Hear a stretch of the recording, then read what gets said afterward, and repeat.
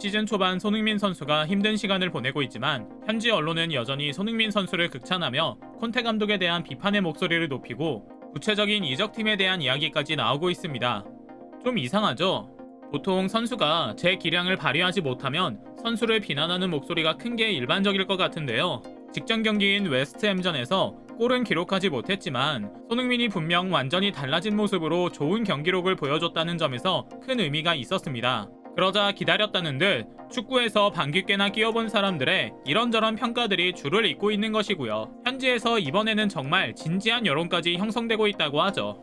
영국 최고의 스포츠 전문 언론 스카이 스포츠의 해설위원 크리스 보이드가 클롭 감독의 리버풀과 손흥민의 궁합이 완벽하다는 이야기를 하면서 논란이 재점화된 겁니다. 하지만 우리도 이미 알다시피 이적 시장은 문이 닫혔습니다. 빨라도 겨울이 돼야 본격적으로 행보를 정할 수 있는 건데요. 다행히 손흥민 선수는 강팀에 더 강할 뿐더러 웨스트햄전을 보면 폼도 다시 올라오고 있는 만큼 겨울에는 보다 생산적인 이야기를 나눌 수 있을 것 같다는 기대를 모으고 있습니다.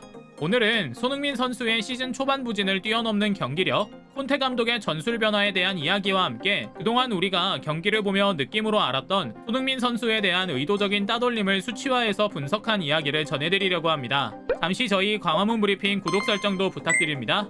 현재 토트넘은 무패 행진을 이어가고 있습니다. 하지만 승점을 따낸 것은 약팀과의 경기였죠. 손흥민은 강팀에서 유난히 더 멋진 모습을 보여줬습니다. 그래서인지 현지 언론 스카이 스포츠의 해설위원으로 활동하고 있는 축구 전문가 크리스 보이드는 이미 이적 시장이 끝났음에도 계속 리버풀은 손흥민을 어떻게든 영입해야만 했다며 아쉬움을 드러내고 있는 겁니다.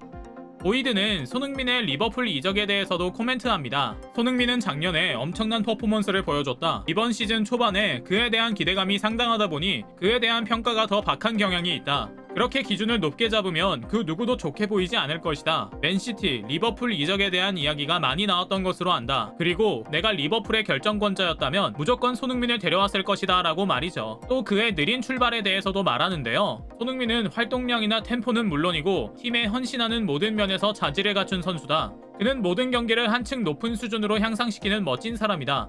걱정할 것은 전혀 없다라고 말입니다. 손흥민은 웨스트햄전에서 풀타임을 소화했습니다. 후반 중반 공격수가 가장 골을 많이 내는 시점에서 꼭 히샬리송과 교체돼 왔기 때문에 이번에도 교체 아웃될 것이라는 예상이 지배적이었는데요. 이번에는 클루셉스키가 히샬리송과 교체된 것이었죠. 그러나 막상 경기 후 데이터를 보니 과연 풀타임을 뛴 선수가 맞는가 싶을 정도였습니다. 볼터치가 35번밖에 안 된다는 점이었는데요. 경기 내내 수비에 공격에 엄청난 공간을 커버해야 하는 부담을 지고 있으면서도 이상하리 많지 볼터치가 적었죠. 혼자 체력 훈련하는 것도 아니고 그냥 상대편 수비수 2-3명과 경기장에서 달리기 운동만 하고 있는 것 같았는데요. 35번의 볼터치가 얼마나 적은 수준이냐면 후반 클루셉스키와 교체된 히샬리송의 볼터치가 손흥민과 비슷한 수준이라는 것을 보면 아실 수 있죠. 그만큼 손흥민에게는 볼 자체가 안 왔다는 겁니다. 최근 한 현지 팬은 팀 내 패스 경로를 표시한 패스 네트워크를 만들었는데요. 영국 내에서 엄청난 화제를 모았습니다. 토트넘 내에서 이상하리 많지 손흥민에게 패스를 주지 않고 있고 외딴섬처럼 고립시킨 뒤에 볼터치와 패스에서 팀 내 최하위를 기록하고 있는 겁니다. 이는 실제로 많은 축구 전문가들을 분노케 했는데요.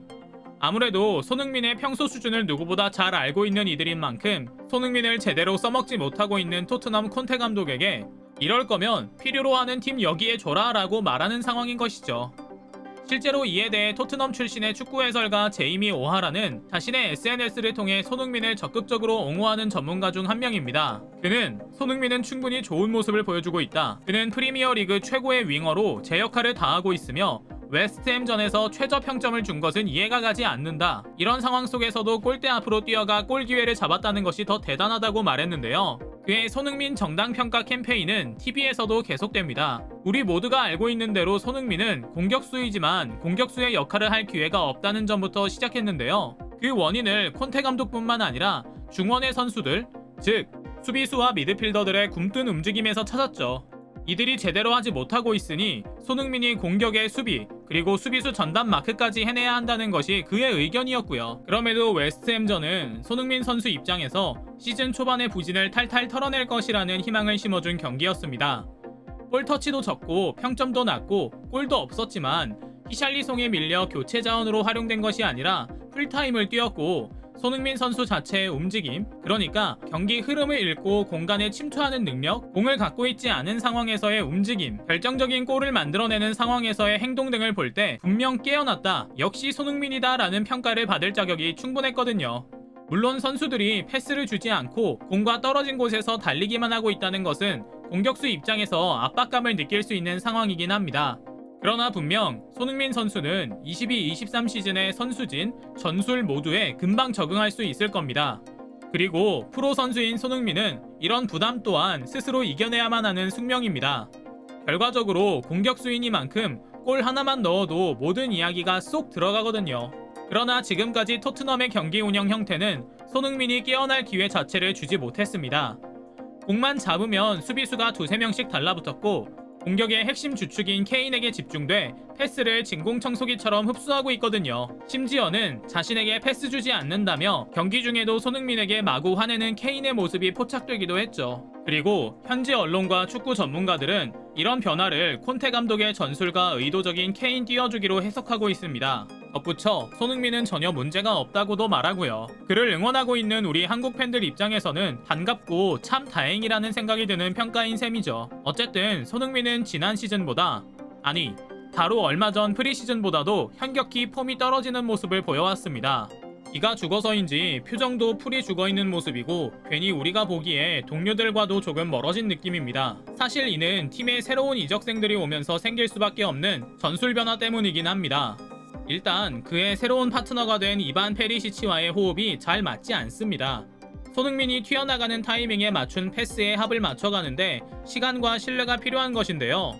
이에 더해 콘테 감독의 낯선 전술로 인해 공 자체를 만질 기회 또한 사라졌다는 분석까지 나오고 있죠. 결과적으로 골을 만들어낼 기회 자체가 없다는 겁니다. 사실 넓은 마음으로 그리고 프로의 냉정한 마음으로 다 이해할 수 있습니다. 콘테 감독을 비난하기에 앞서 그가 이번 시즌에 새로 데려온 이적생들을 이리저리 체크할 필요도 있고 재계약을 앞둔 케인의 기도 살려줘야 하고 고민이 너무 많을 겁니다.